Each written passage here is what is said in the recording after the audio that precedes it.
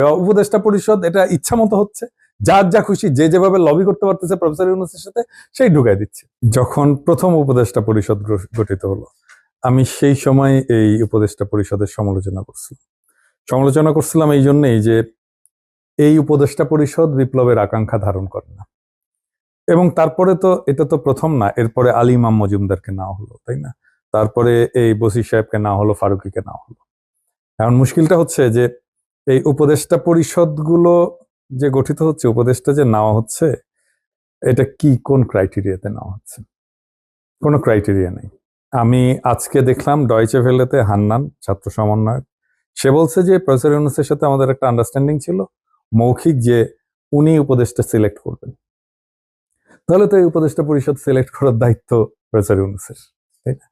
এখন ধরেন, মানে আমরা একটা বিপ্লবের পরে উপদেষ্টা হিসাবে